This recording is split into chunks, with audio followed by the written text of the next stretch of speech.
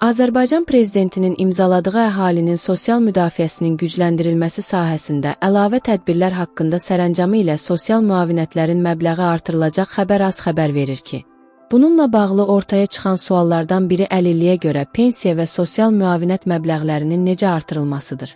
Mövzunu iqtisadçı ekspert Vüqar Bayramov şərh edir. Minimum pensiya artırıldıqdan sonra əmək pensiyaları haqqında qanunun 6-1 maddəsində edilən dəyişiklik aşağı pensiya alanların pensiya məbləğlərinin artmasına səbəb oldu.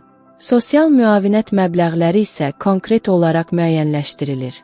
Yeni sərəncamla birinci qrup əlillikə görə sosial müavinət 150 manata çatdırılıb. Əvvəllər bu rəqəm ümumi səbəbdən əlillər üçün 82 manat, müharibə əlilləri üçün 101 manat, Çernobıl əlilləri, hərbi xidmətlə əlaqədar və hərbi xidmət vəzifəsini yerinə yetirməklə əlaqədar əlilliyi olanlar üçün 94 manat idi.